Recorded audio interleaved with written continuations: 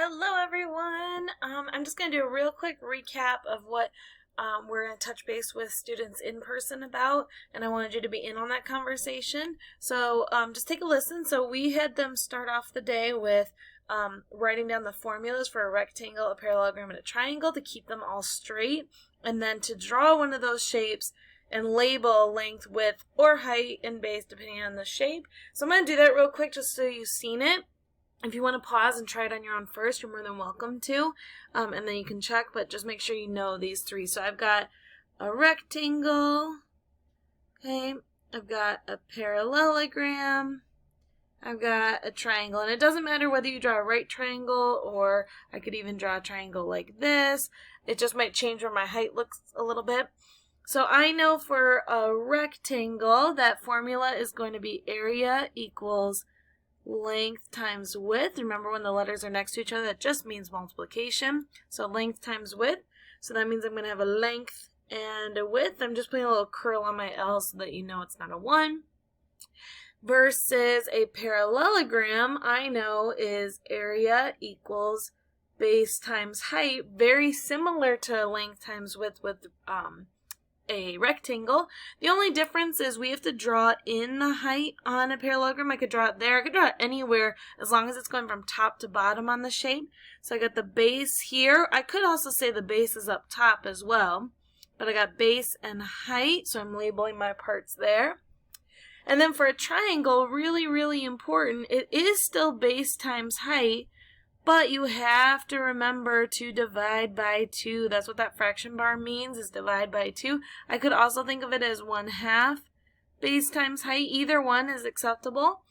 So on this first triangle, I got my base down here, my height here, but I'm going to also just write a little quick divided by 2 to remind me. If I'm doing this triangle, I have to draw in the height because we want height to be perpendicular to the base, creating that right angle.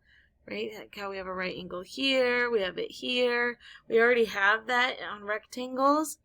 So it should always make that right angle, that perpendicular connection, okay? So that's what they started off with. The other thing we did is we're going over another irregular shape just because these are a little tricky. They got multiple steps, and so we want to make sure we understand them. So this one, you could probably see that we could break it up into a rectangle and a triangle. So I'm going to focus on the rectangle first.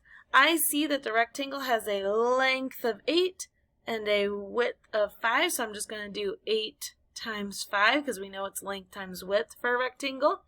And we end up with 40, but don't forget your label of centimeters squared. Remember, if you're typing, you can just write it as squared centimeters like that.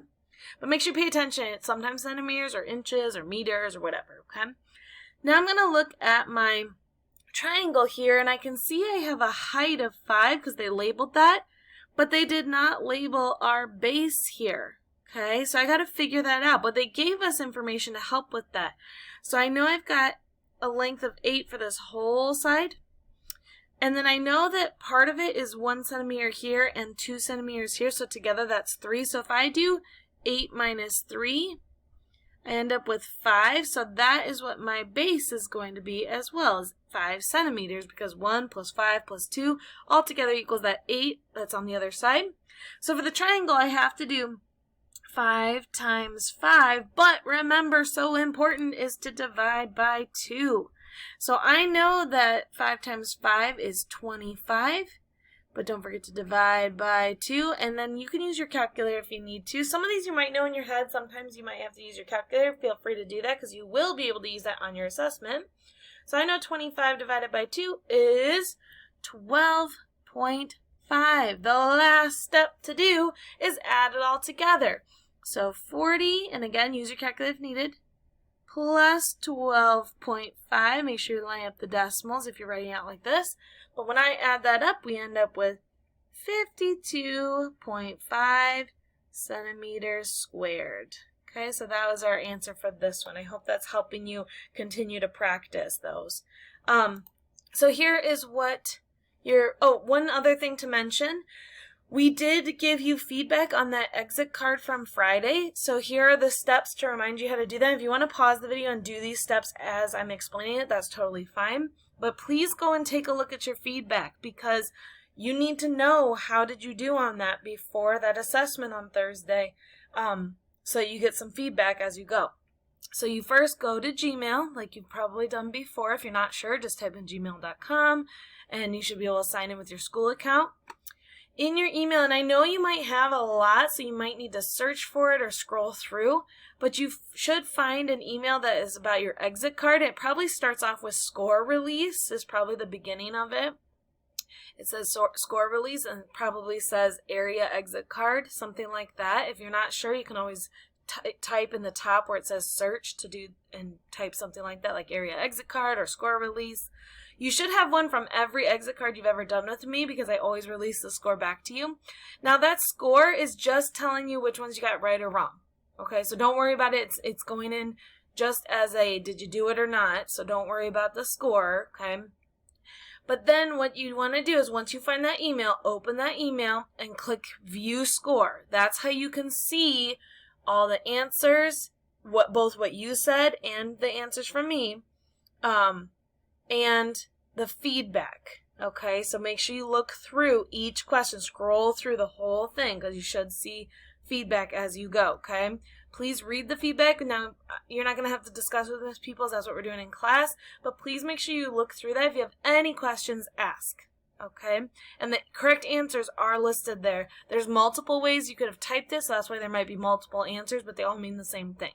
Okay, all right, so then what you're doing today is you have some area task cards posted. There are 6. Don't worry about chatting with Miss Peoples, that's for us in class. There is a recording sheet, so make sure you use that, and check with the answer key. Okay, really important to do that with all 6. Some are parallelograms, some are triangles, some are irregular. So if it's parallelograms, you're just doing base times height. If it's a triangle, you're doing base times height divided by 2. If it's irregular, you need to break it down into shapes you can work with, okay? Double check you have all assignments done from last week. Don't forget about extra math. If you get done early, this is not homework, okay? This part is not homework.